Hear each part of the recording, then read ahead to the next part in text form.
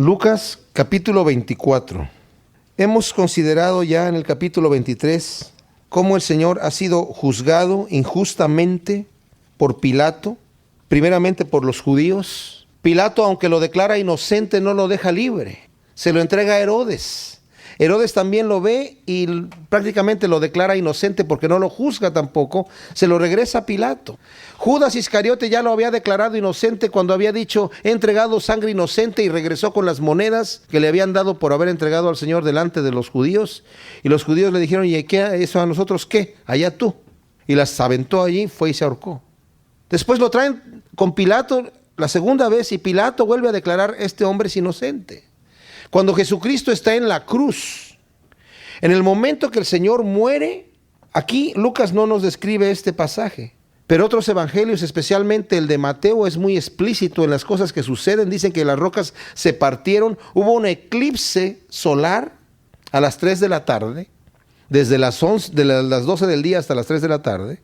Había oscuridad, se partieron las rocas, se abrieron los sepulcros y hombres justos salieron de sus sepulcros que ya habían estado muertos por algún tiempo y se aparecieron en Jerusalén a varias personas. Eso lo dice el Evangelio de Mateo, aún después de la resurrección del Señor. Entonces esto fue bien especial, fueron unos acontecimientos notorios para la gente que estaba ahí, tanto que el centurión que lo ve y se da cuenta de lo que está pasando, o sea, un terremoto terrible, se parten las rocas, se abren los sepulcros, en una oscuridad a la mitad del día, dice: este verdaderamente era el Hijo de Dios. Y aquí en Lucas nos dice que dijo: este realmente era un hombre justo. El centurión también lo declara inocente. ¡Qué tremenda cosa!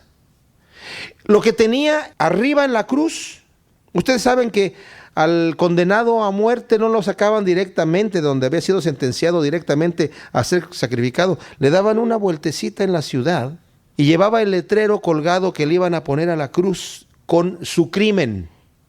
¿Saben cuál era el letrero que llevaba el Señor ahí? Este es Jesús de Nazaret, Rey de los judíos. Ese era su crimen, que era el Rey de los judíos. Y ni siquiera decía,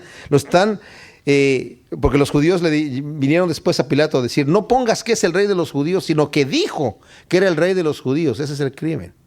Y Pilato le responde: lo que he escrito, escrito. O sea que realmente no tenía delito, simplemente el puro título.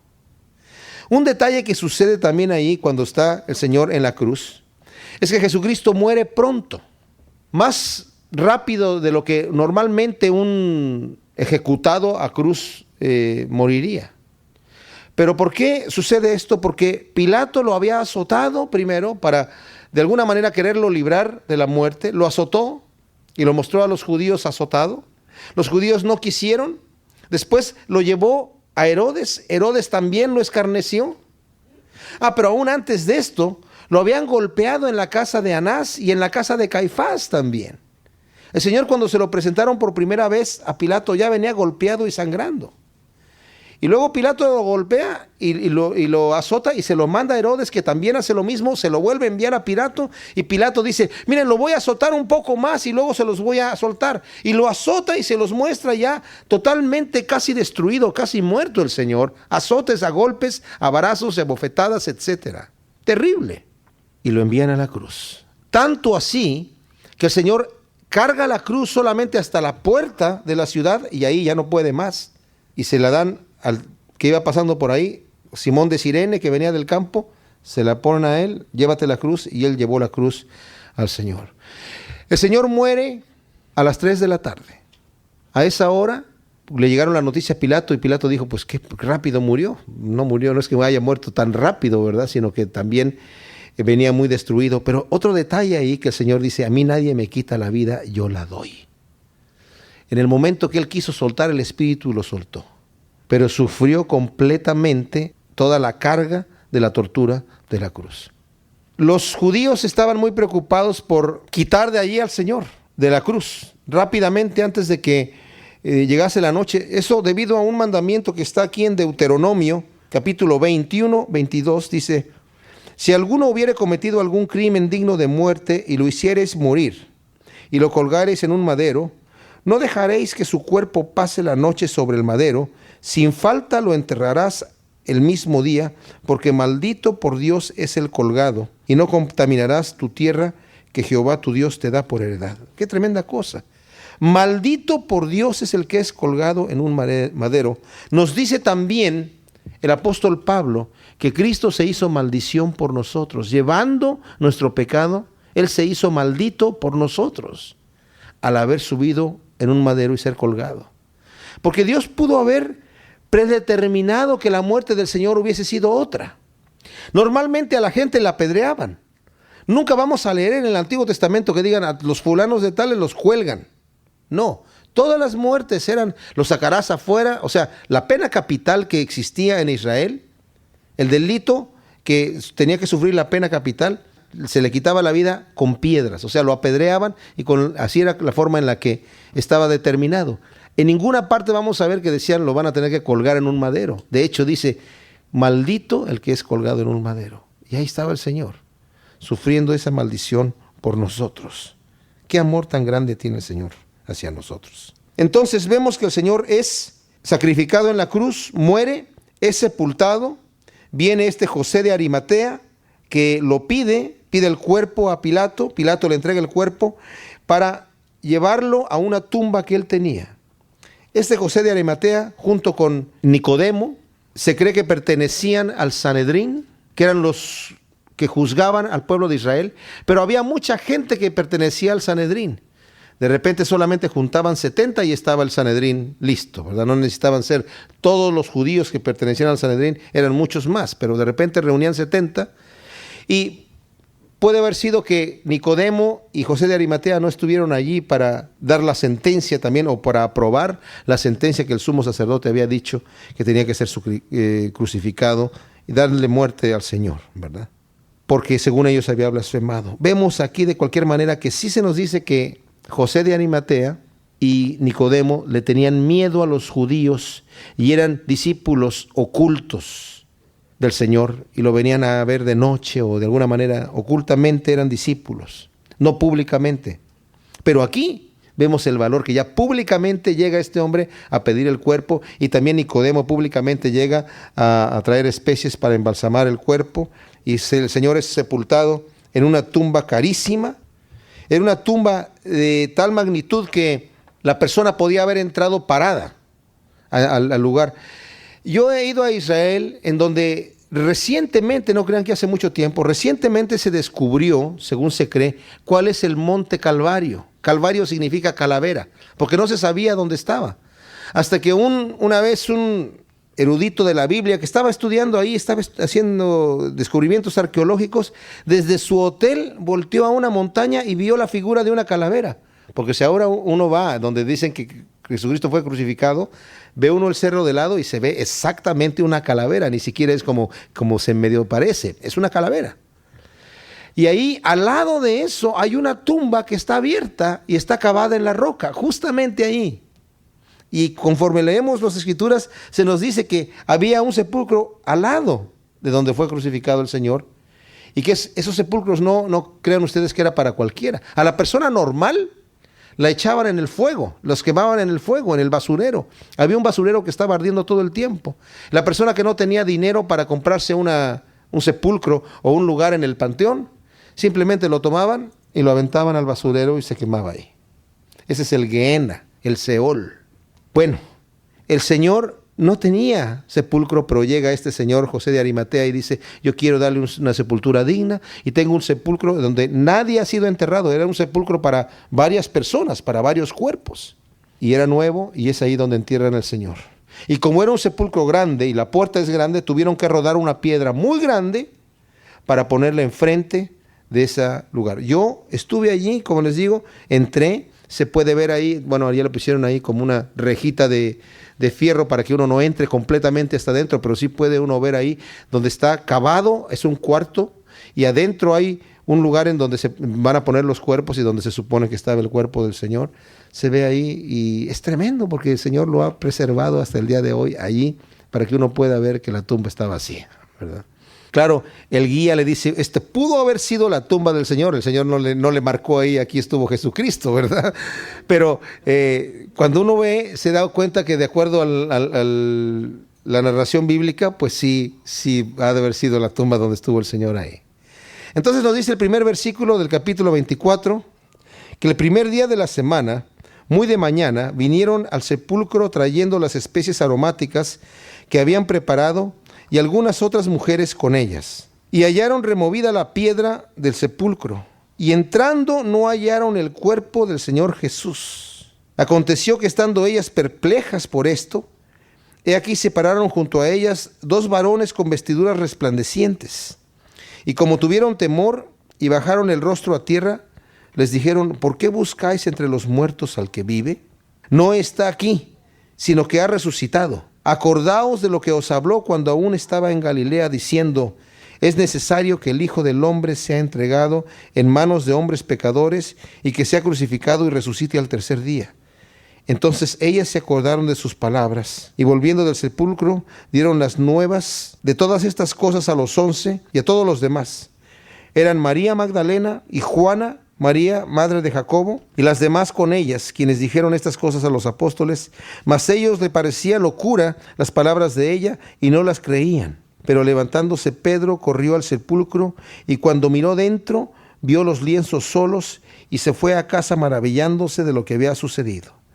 Aquí vemos primero que las mujeres son las primeras que van, preparan sus especies durante el viernes. El sábado se nos dice en otros evangelios que descansaron, pero el primer día de la semana temprano van hacia allá y están pensando entre sí cómo le vamos a hacer para remover la piedra, porque es muy grande la piedra y nosotros no vamos a poder.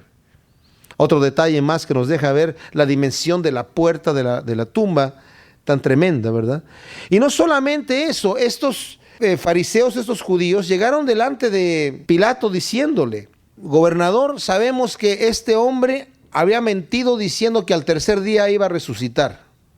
Fíjense, los discípulos no se daban cuenta, esto para mí me maravilla.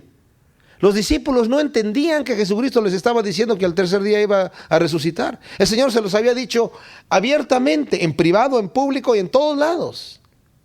Pero los fariseos sí lo entendieron. Este hombre ha estado diciendo que va a morir y que va a resucitar al tercer día. Así que queremos que por favor nos ayudes y nos des una guardia para asegurar bien el sepulcro, no sea que vengan sus discípulos y lo hurten de noche. Entonces Pilato les dice: bueno, ustedes ya tienen soldados. Vayan y asegúrenlo como ustedes saben. Hagan lo que tengan que hacer para asegurarlo ustedes como ustedes quieran. No me necesitan a mí pedir permiso. Y se van los judíos y ponen la piedra que ellos quieren y la aseguran como ellos quieren y ponen todos los sellos de los anillos que ellos quieren y hacen lo que ellos necesitan hacer para quedar contentos. De aquí no sale este hombre. Es que una cosa bien especial, porque ¿quién puede parar a Dios, verdad? Si la cruz no lo pudo detener, pues la tumba menos, y menos una piedra muy grande, por grande que sea. Ahora, la piedra ha sido removida. Acabamos de leer aquí, la piedra ya estaba removida. Nos dice, de hecho, otro evangelio que fue removida por un ángel la piedra. Pero no creo yo que la piedra fue removida para que el Señor saliera.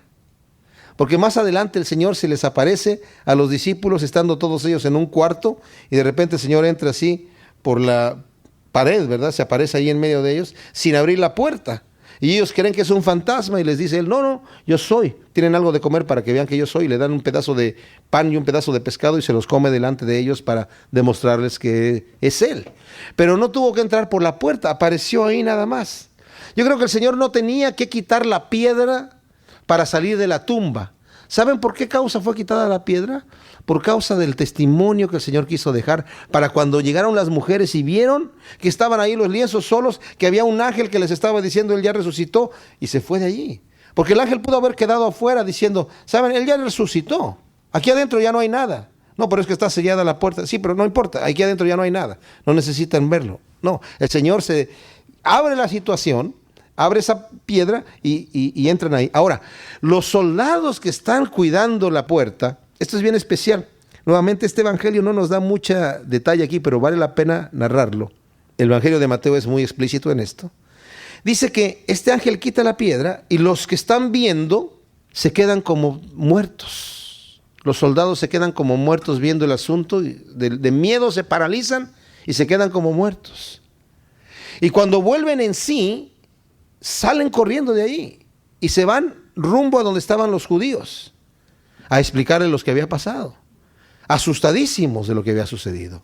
Ahora, estos hombres tenían doble razón por estar asustados. Una, porque pues habían visto a un ángel que quitó la piedra y el asombro de ver esa situación era para paralizar a cualquiera. Pero otra, porque si ellos hubiesen estado descuidados o si hubiesen dormido y sus apóstoles hubieran llegado y movido la piedra y sacar el cuerpo del Señor para engañar a la gente, para decirles que había resucitado, esto hubiera creado un problema grandísimo. Ellos tenían que pagar con su propia vida el haberse quedado dormidos. Y como la condena del que había sido muerto allí era por crucifixión, todos los soldados que estaban allí cuidando, cada uno de ellos debió haber sido crucificado. Esa era la sentencia normal. Un soldado estaba al cuidado de un preso. Si dejaba salir al preso, la condena que el preso tenía, la sufría el soldado. Estos hombres entonces llegaron asustadísimos delante de los judíos, de los fariseos, y les dijeron lo que había acontecido, y ellos los sobornaron y le dieron mucho dinero a los soldados diciendo: ustedes digan la historia de que vinieron sus discípulos a robarse el cuerpo. Nosotros vamos a hablar con Pilato, si acaso Pilato se llega a enterar de esto, vamos a hablar con él para que no les haga daño y los dejen en paz. O sea, si Pilato, no sabemos si se iba a llegar a enterar, pero si se llega a enterar Pilato, nosotros le decimos: no importa, no dañen a los hombres, déjenlos en paz. No importa, si no era gran cosa. Ok. Ahora, el detalle aquí es que si realmente hubiesen hurtado el cuerpo del Señor, que es la historia que ellos dieron ahí, les convenía a los fariseos que estos soldados fueran ejecutados públicamente. Estos hombres se durmieron, y mientras se durmieron, hurtaron el cuerpo. Por lo tanto, ahora los están ejecutando en la cruz, en muestra de que se durmieron. Pero no les hicieron nada, pues mentira.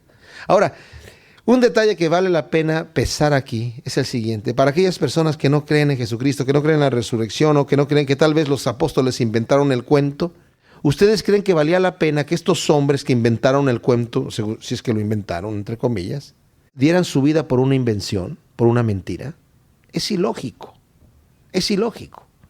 Si ellos saben que hicieron una mentira, ¿cómo van a dar su vida por una mentira? Porque todos fueron torturados, con excepción de Juan. A Juan lo metieron en una olla de aceite hirviendo, igual lo iban a matar, pero no le pasó nada, ni siquiera se quemó. Entró ahí como si le hubieran dado un baño de tina en Rosa de Castilla, ¿verdad? Y salió de ahí, y como no le pasó nada, pues lo fueron y lo echaron en la isla de Patmos, en donde ahí escribió el Apocalipsis. Pero todos los demás fueron martirizados. Sería tonto que alguien estuviese dando su vida por una mentira. Así que vemos ahí que llegan las mujeres, oyen al ángel, se dan cuenta que no está ahí y salen corriendo a dar la noticia a los demás. Pero el ángel les dice algo. Acuérdense, les dice, de lo que les ha hablado y lo que les dijo cuando estaba él en Galilea, que era necesario que el Hijo del Hombre sea entregado en manos de hombres pecadores y que sea crucificado y que resucite al tercer día. Y entonces ellas se acordaron de sus palabras. Los judíos ya lo sabían y lo entendían así. Y entendieron que él había dicho que iba a resucitar al tercer día y estaban esperando que algo pasara. Y tal vez pensaron, pues aunque resucite al tercer día, si le ponemos esta piedra grande aquí, no va a poder salir. Pero no sabían que Dios es más poderoso que eso. ¿Qué sucede entonces? Vienen con la noticia las mujeres a los 11 que estaban allí sentados, nos dice en el versículo 9. Dieron esta noticia, y las que llegaban eran María Magdalena y Juana, María madre de Jacobo, y las demás con ellas, quienes dijeron estas cosas a los apóstoles. Mas a ellos les parecían locura las palabras de ella y no las creían. Nuevamente podemos ver la ceguera que tenían los apóstoles en este momento. No creían las palabras de las mujeres que les estaban diciendo. O sea, era un momento como para decir: oye, realmente el Señor nos habló de que iba a resucitar al tercer día. Como las mujeres aquí lo entendieron. Escuchando el mensaje del ángel, dijeron: oye, sí, eso dijo él. Pero no se lo podíamos creer porque era como demasiado fantástico. Y aquí llegan las mujeres con los 11 que están ahí preocupados, que están ahí aterrados, viendo qué es lo que va a pasar. Las mujeres habían salido temprano, un poco temerosas, solas, diciendo: ¿cómo vamos a hacer para que nos muevan la piedra? ¿A quién le vamos a pedir? Ellas no sabían que si el Señor no hubiera resucitado, ellas no sabían que los fariseos habían puesto ahí y sellado la piedra. Si el Señor no hubiera resucitado en ese momento, ellas hubieran llegado ahí y hubieran visto a los soldados ahí parados enfrente de la piedra y hubieran dicho, señores, venimos a ponerle especies al cuerpo, pues no pueden entrar. Pero es que ni queremos ungirlo, no pueden entrar porque esto está sellado y nos dieron órdenes de que aquí no puede entrar nadie. Y se hubieran tenido que regresar. Pero ¿cuál es la noticia que dieron las mujeres? Era para que lo creyeran los apóstoles. Hemos llegado y la piedra ha sido removida. Esa es una gran noticia. ¿Y quién la removió? ¿Cómo se atreve alguien? Los judíos no hacían eso, de volver a violar un sepulcro, de ninguna manera. Era terrible hacer una cosa así. ¿Cómo que fue removida la piedra? ¿Con qué objeto fue removida la piedra? Bueno, y entramos nosotros y había un ángel ahí que nos dijo que él ha resucitado, y nos dijo lo siguiente, cuando nosotros le dijimos, oye, ¿qué pasó aquí? Dice, ustedes vienen a buscar al que vive entre los muertos. No, él ha resucitado. Acuérdense de lo que les dijo cuando estaba en Galilea, que les dijo que él iba a ser muerto, iba a ser entregado en manos de gentiles, como sucedió, y que iba a ser sepultado y resucitar al tercer día. Y entonces ellas se acordaron, y diciendo las cosas a los discípulos, nosotros ahí nos acordamos de las palabras, ¿ustedes también se acuerdan de lo que dijo el Señor? Y ellos no creen. ¿Saben? ¿No se parecen mucho los apóstoles a veces a nosotros? ¿Verdad? De que estamos leyendo la Escritura y vemos que el Señor dice que esto va a pasar y no temas porque acá, y nos emocionamos y decimos, sí, pero no en mi caso, ¿verdad? Y como, sí, pero tal vez en mi vida no va a ser así. Si el Señor nos dice, tienes que tener fe y creer. Al que cree, todo le es posible. Aquí ni siquiera se trata de un caso de una fe que tengamos que creer en algo que no ha sucedido o que no vemos. Simplemente el Señor ya les había dicho lo que iba a suceder. Ellos no lo entendían. Y luego el caso de que a las mujeres se les aparece el ángel y ven la piedra rodada y que llegan prácticamente con las manos vacías, diciendo, no pudimos poner las especies porque no había cuerpo ahí. El Señor ha resucitado. Pero estos hombres no creen. Bueno, no todos, ¿eh? Pedro y Juan salen corriendo. Aquí no se nos narra el detalle, pero en el Evangelio de Juan nos lo narra, que salió Juan y Pedro corriendo, y como Pedro era un poquito más pesado que Juan era más jovencito, nos da el detalle de que salió corriendo Juan y Juan llegó primero a la tumba, pero llegó allí, se asomó y no entró. Pero Pedro cuando llegó, entró completo hasta adentro y vio los lienzos ahí doblados y vacíos, y se convence de que el Señor ha resucitado. Qué cosa tan tremenda. Hay un detalle más adelante en donde en este evangelio no se narra. Tomás duda cuando los demás le están diciendo, el Señor ya lo vimos, se apareció aquí a todos nosotros y habló con nosotros. No, dice Tomás, yo no les creo a ustedes. A menos que yo vea las marcas de sus clavos en sus manos y yo meta mi dedo allí en el hoyo donde estaba el clavo y meta mi mano en el costado donde la lanza entró, yo no voy a creer jamás, dijo. Y más adelante el Señor se aparece y le dice, a ver, Tomás, ven acá, mira, mete tu dedo aquí, mete tu mano aquí en mi costado. Y no dice la Escritura que metió la mano, solamente dice, Señor mío y Dios mío, y se arrodilló y adoró. Nosotros debemos de creer las cosas que el Señor nos dice, no por una fe ciega, no por una fe ciega, sino porque tenemos la prueba de que sus promesas son sí, son amén. Sabemos que vamos al reino de Dios por cuanto hemos entregado nuestra vida a Jesucristo. Tenemos nuestra salvación en su mano. Es un motivo de gozo por medio del cual nosotros debemos de vivir unas vidas santas, agradables a Dios en todas nuestras áreas. Lucas 24:13, aquí vemos que el Señor ha resucitado, que las mujeres han visto que no está en el sepulcro, han dado las buenas nuevas a los apóstoles, ellos no creen, pero Pedro y Juan llegan, corren al sepulcro y se cercioran de que esto es así. Aquí hay otro acontecimiento más que sucede, y dice que en el versículo 13, he aquí, 2 de ellos iban el mismo día a una aldea llamada Emaús, que estaba a 60 estadios de Jerusalén.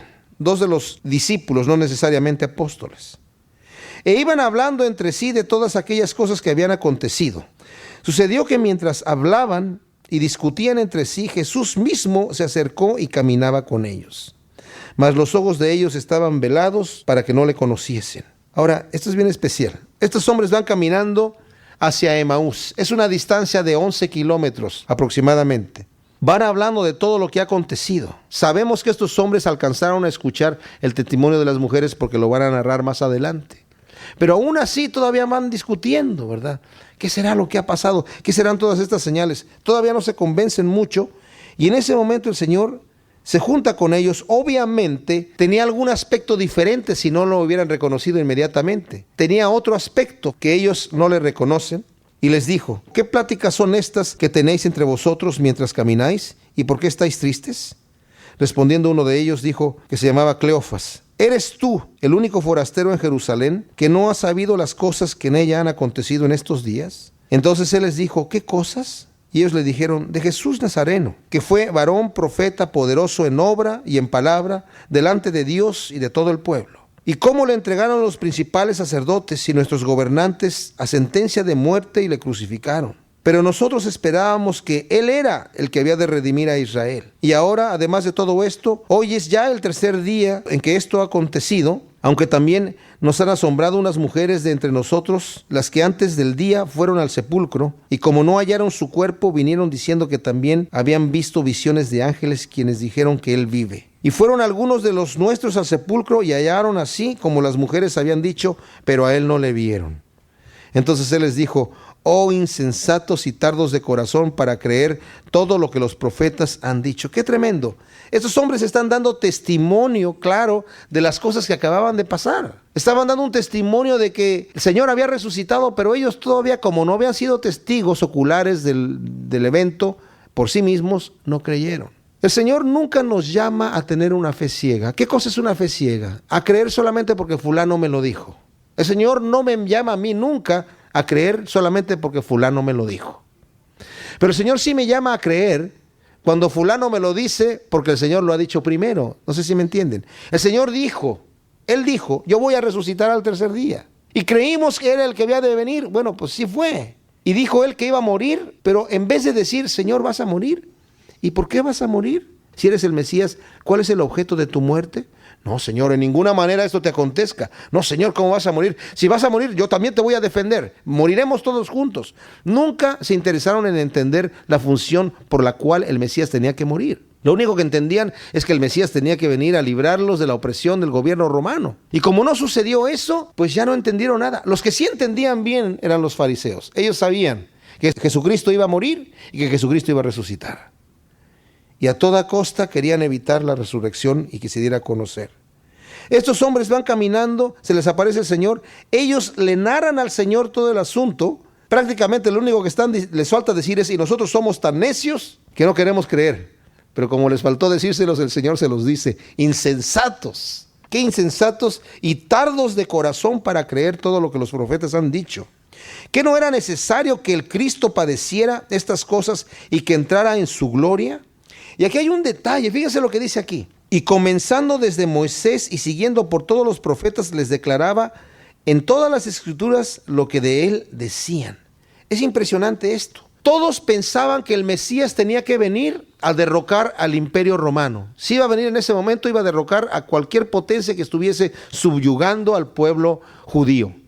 Veían como un Mesías victorioso, porque las Escrituras hablan de un Mesías victorioso, pero también las Escrituras hablan de un Mesías sufriente.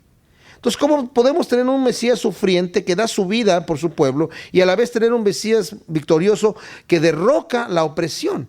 Porque nunca entendieron que eran dos venidas del Mesías. El mismo Juan Bautista pensaba que Cristo tenía que venir a derrocar al imperio romano. Juan lo reconoció delante de la gente. Dijo: yo les estoy bautizando en agua, pero viene uno detrás de mí que los va a bautizar en Espíritu Santo y fuego. Y cuando lo ve venir dice: ese es el Cordero de Dios que quita el pecado del mundo, del cual yo no soy digno de desatar la correa de los zapatos. O sea, Él es. Y cuando viene a ser bautizado, se le resistía, se le oponía a Juan y le decía: ¿cómo te voy a bautizar yo? Yo más bien debería ser bautizado por ti. Y el Señor le dijo: no, hazlo porque así conviene que sea. O sea, Juan dio testimonio amplio de que Él era el Mesías, el Cordero, que quita el pecado del mundo. Sabía que quitaba el pecado del mundo, pero no sabía cómo lo iba a quitar. ¿Por qué? Porque en el momento que ve que el Señor no hace más que las señales que está haciendo, y Juan ya está en la cárcel, le manda a preguntar: ¿eres tú el que había de venir o esperamos a otro? ¿Qué es lo que le está preguntando Juan? Señor, manos a la obra. Si tú vienes a derrocar al imperio romano, de una vez, yo estoy aquí en la cárcel. ¿O qué? ¿Va a venir otro? ¿O me equivoqué? Y ya estaba dudando Juan. Porque él tenía la interpretación popular de aquel entonces que el Mesías iba a venir así. Estos hombres también tenían esa interpretación. Pensamos que Él era el que había de ser, pero murió. Entonces el Señor, cuando les dice insensatos y tardos de corazón para escuchar y entender todo lo que los profetas decían del Mesías, qué tremendo estudio bíblico les ha de haber dado el Señor allí a estos hombres mientras iban caminando, empezando desde el principio del Génesis, hablando todo lo que se decía de Cristo. Eso ha de haber sido una plática que me gustaría escuchar. Cuando el Señor dice, mira, aquí habla de mí, aquí habla del Mesías, aquí habla del Mesías, aquí habla del Mesías que tenía que sufrir, aquí también, y aquí también, y aquí también. Y dice que comenzó desde el principio por todas las Escrituras a mencionarles todas estas cosas. Tremendo mensaje ha de haber sido este, ¿eh? Lástima que no había grabadoras ahí para haberlo grabado. Y luego dice, no era necesario que el Cristo padeciera estas cosas y que entrara en su gloria, dice el versículo 26. ¿Qué no se dan cuenta que era necesario que el Cristo padeciera? ¿Por qué? Porque así como Juan dijo, este es el Cordero de Dios que quita el pecado del mundo, pues ¿cómo va a quitar el pecado del mundo? ¿Arbitrariamente? Diciendo yo te perdono porque te quiero perdonar. Saben, aunque Dios puede hacer eso, aunque Dios pudo haber dicho, a ver, ¿quién va a morir en la cruz? Nadie tiene que morir en la cruz. Yo perdono al que yo quiero y al que no quiero no lo perdono. Al que se porte bien y se arrepienta, yo lo perdono. Aquí nadie va a morir en la cruz. ¿Por qué murió Cristo en la cruz? ¿Saben por qué murió Cristo en la cruz? Porque Dios es justo y no quebranta su propia justicia. Y la justicia de Dios dice que la paga del pecado es la muerte. Y por cuanto el hombre ha pecado, le corresponde la muerte. Y así como la justicia demanda que el mal se pague con un castigo, el Señor dijo, bueno, yo te voy a perdonar, pero ya que alguien tiene que pagar por el castigo, yo pago por el castigo. En otras ocasiones les he dado el ejemplo de ese juez en Arizona, que estaba juzgando a una joven por un delito de tránsito y le impuso la multa más grande que la ley le permitía por esa infracción de tránsito, y una vez que dictó la sentencia, se levantó el juez, se quitó la toga, sacó su chequera e hizo el cheque por la cantidad de la multa, porque la joven que estaba juzgando era su hija. No quebrantó la ley, pero él pagó la deuda. Y eso es exactamente lo que el Señor está diciendo aquí, que no era necesario que el Cristo padeciera. ¿Por qué? Pues porque es el Cordero de Dios que quita el pecado del mundo, y no hay otra forma de quitar el pecado del mundo a menos que sea por el sacrificio, en este caso de Cristo Jesús. Porque ni siquiera nuestra muerte es capaz de pagar por el pecado que hemos cometido. Solamente el sacrificio perfecto de Cristo Jesús. Versículo 28 dice que llegaron a la aldea donde iban, y él hizo como que iba más lejos. Mas ellos lo obligaron a quedarse diciendo, quédate con nosotros, porque ya se hace tarde, y el día ha declinado ya. Entró pues a quedarse con ellos. Y aconteció que estando sentado con ellos a la mesa, tomó el pan y lo bendijo, lo partió y les dio. Entonces les fueron abiertos los ojos y le reconocieron, mas él se desapareció de su vista. Y se decían el uno al otro, ¿no ardía nuestro corazón en nosotros mientras nos hablaba en el camino y cuando nos abría las Escrituras? Y levantándose en la misma hora, volvieron a Jerusalén y hallaron a los 11 reunidos y a los que estaban con ellos, que decían, ha resucitado el Señor verdaderamente y ha aparecido a Simón. Fíjense, se le había aparecido a Pedro. Es la única parte aquí, y también vamos a leer ahora en Corintios, que se nos dice que se le apareció a Pedro, no sabemos de qué manera. Entonces ellos contaban las cosas que les habían acontecido en el camino y cómo le habían reconocido al partir el pan. Me maravilla esto porque la plática que ha de haber tenido el Señor con ellos ha de haber sido de una riqueza tremenda. Cuando dice que les abría las Escrituras, no crean ustedes que Jesucristo traía una Biblia en la mano y mira lo que dice aquí, mira lo que dice acá. En aquel entonces escribían los libros en rollos, tampoco traía unos rollos cargando y mira, déjate muestro lo que dice Isaías, a ver, está por aquí. No, sino que así como Esteban, cuando dio su primer mensaje, citó varias partes del Antiguo Testamento, así como también Pedro en su primer mensaje citó las profecías de Joel, etcétera. Así el Señor, al haber dicho, como dijo el profeta fulano cuando dijo esto, aquí es donde se cumple, bla, bla, bla, y empezó a decir todas las cosas, una cosa tremenda, ¿verdad? Y estos hombres tenían este gozo de haberlo escuchado, y cuando llegan a contarle esto a los discípulos, estaban cansados, rendidos. Llegaron, era ya tarde, y estaban tristes en ese momento que el Señor se manifiesta delante de ellos al partir el pan y ellos lo reconocen y luego se desaparece de en medio de ellos. La depresión y la angustia se les desaparece y el cansancio también, y se regresan inmediatamente y caminan 11 kilómetros nuevamente hacia Jerusalén, y cuando regresan ahí se encuentran con que todos los discípulos están emocionados porque el Señor se les había aparecido, y a Simón también, y ya sabían que Jesucristo había resucitado. Miren, para que nos demos cuenta, voy a leer aquí rápidamente en 1 Corintios, capítulo 15, el apóstol Pablo nos da una cosa bien rica acerca de las apariciones del Señor. Dice en el capítulo 15, versículo 3 de 1 Corintios, porque primeramente os he enseñado lo que asimismo recibí, que Cristo murió por nuestros pecados conforme a las Escrituras, y que fue sepultado, y resucitó al tercer día conforme a las Escrituras, y que apareció a Cefas, Cefas es Pedro, y después a los 12. Después apareció a más de 500 hermanos a la vez, de los cuales muchos viven aún y otros ya duermen. Después apareció a Jacobo, el medio hermano del Señor, después a todos los apóstoles, y al último de todos, como a un abortivo, me apareció a mí. En el versículo 36 nos dice, mientras ellos aún hablaban de estas cosas, Jesús se puso en medio de ellos y les dijo, paz a vosotros. Entonces, espantados y atemorizados, pensaban que veían un espíritu, pero él les dijo, ¿por qué estáis turbados y vienen a vuestro corazón estos pensamientos? Mirad mis manos y mis pies, que yo mismo soy. Palpad y ved, porque un espíritu no tiene carne ni huesos, como veis que yo tengo. Y diciendo esto, les mostró las manos y los pies. Y como todavía ellos de gozo no lo creían y estaban maravillados, les dijo, ¿tenéis aquí algo de comer? Entonces le dieron parte de un pez asado y un panal de miel. Y él lo tomó y comió delante de ellos. Aquí vemos que el Señor nuevamente entra sin tocar la puerta, como hemos comentado. Se aparece en medio de ellos. Ellos creen que están viendo un espíritu, porque ha entrado no por una puerta. Y el Señor trata de convencerlos de que es Él. Ahora, hay un detalle, dice, un espíritu no tiene carne y hueso. ¿Cómo pasó entonces a través de allí, verdad? Y se manifestó como carne y huesos, y obviamente un cuerpo de carne y hueso no puede pasar a través de una pared o de una puerta. Porque el Señor tiene control de este sistema de causa y efecto que para nosotros es cerrado, para Dios está abierto.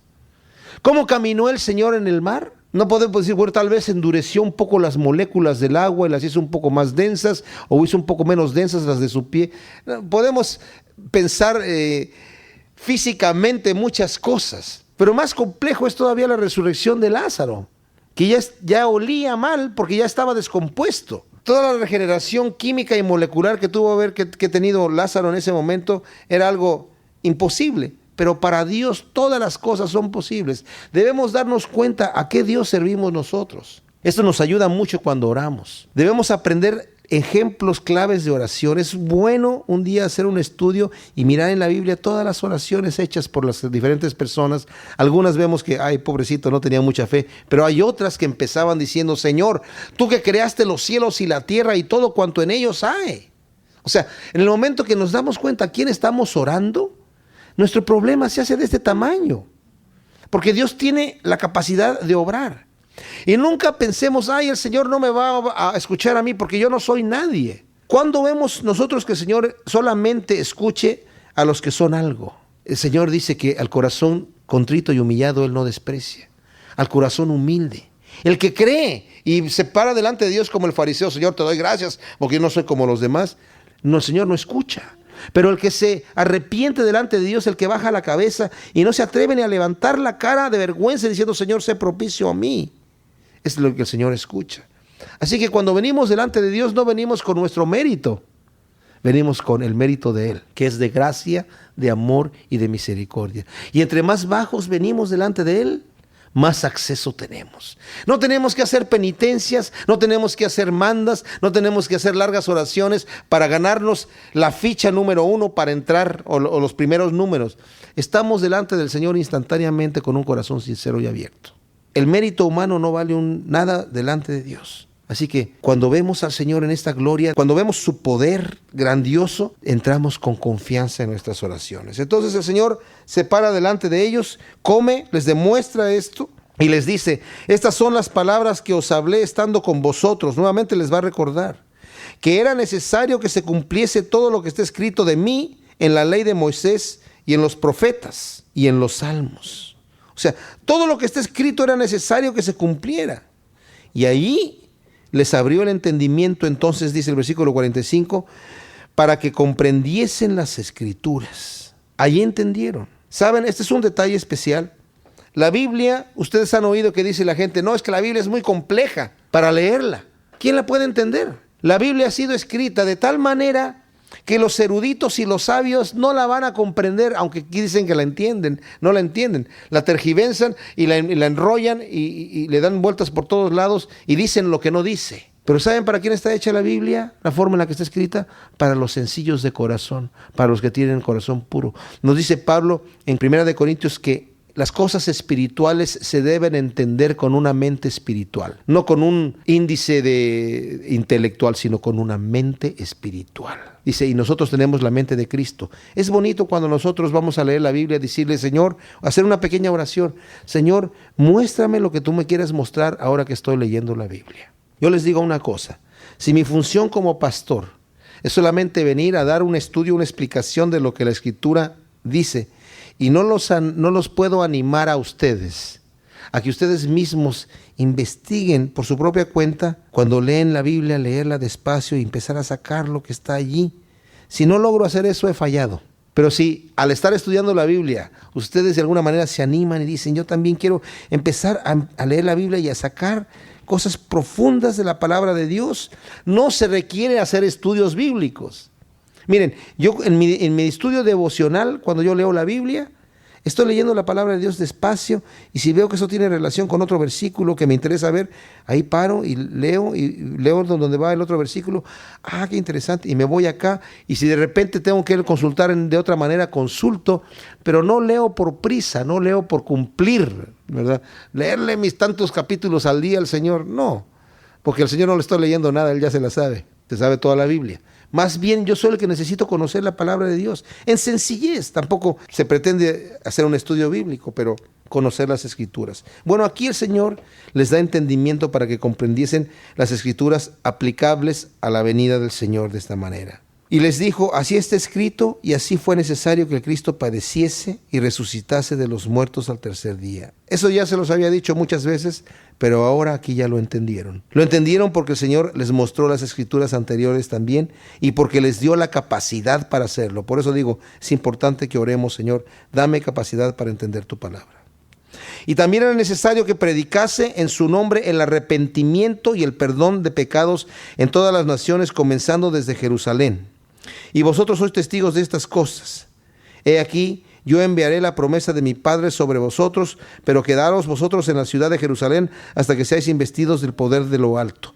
Hay un detalle que quiero resaltar aquí, está en el versículo 47, dice, era necesario que predicase en su nombre el arrepentimiento y el perdón de pecados en todas las naciones, comenzando desde Jerusalén. Muchas veces he oído yo personas que predican el mensaje de Jesucristo sin predicar el arrepentimiento. Ven a Jesús, entrégale tus cargas y Él te va a hacer libre. Ven a Jesús, dale una oportunidad al Señor en tu vida, por favor. Dale una oportunidad andas buscando la felicidad acá, allá y allá, no la vas a encontrar solamente en Cristo. Ven a Él. Y como que la persona llega así como, ok, bueno, lo voy a probar, le voy a dar una oportunidad. ¿Cómo no? Pues, ¿por qué no? Al fin y al cabo no me va a hacer daño. Pero aquí lo primero que hay que predicar es el arrepentimiento. Sin arrepentimiento no hay segundo paso. Si la persona no dice, pero yo he fallado, estoy arrepentido del mal que he hecho, no puede dar el siguiente paso.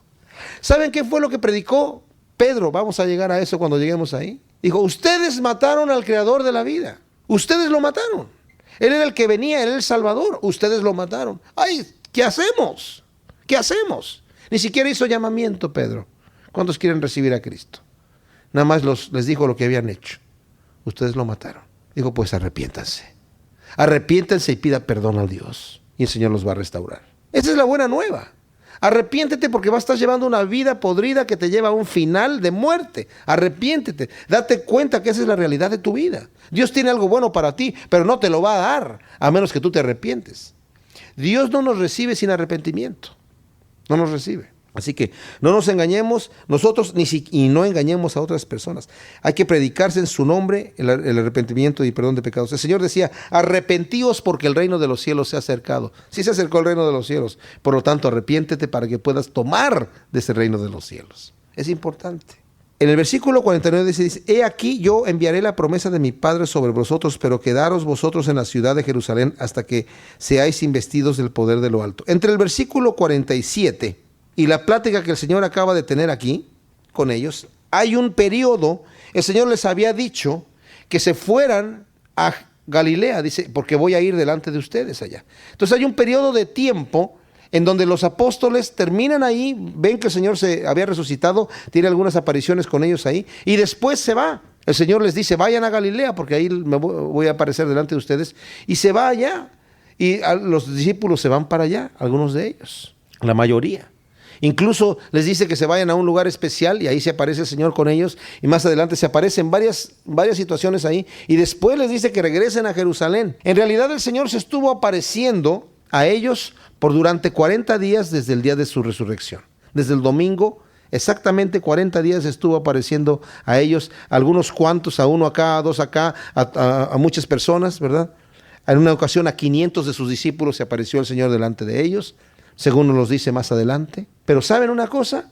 Después de que terminó de aparecerse, 10 días más pasaron para que era la fiesta de Pentecostés. Los discípulos ya estaban en Jerusalén, porque el Señor les había dicho para que esperaran. Y es ahí donde, cuando entremos en el libro de los Hechos, viene el Señor con su Espíritu Santo y bautiza a todos los apóstoles con el poder del Espíritu Santo. Son llenos con el poder de Dios, y es ahí donde ya Pedro sale con ese valor a predicar la palabra del Señor. Antes tenía miedo delante de una sirvienta que estaba ahí viéndolo, y le dijo, tú eres uno de los galileos que andaba con él. No, yo no lo conozco al hombre. Pero más adelante este Pedro, lleno del poder de Dios, va a salir con denuedo a predicar el evangelio, no importándole nada, pasando por alto las amenazas de los judíos. Entonces dice aquí, los sacó fuera hasta Betania. Aquí, cuando ya han regresado de Galilea, alzando sus manos los bendijo, y aconteció que bendiciéndolos se separó de ellos y fue llevado arriba al cielo. Ellos, después de haberle adorado, volvieron a Jerusalén con gran gozo, y estaban siempre en el templo alabando y bendiciendo a Dios. Amén. Qué tremendo. Tenemos un Dios vivo, un Dios que ha dado su vida por nosotros, un Dios que nos ha amado hasta la muerte y muerte de cruz.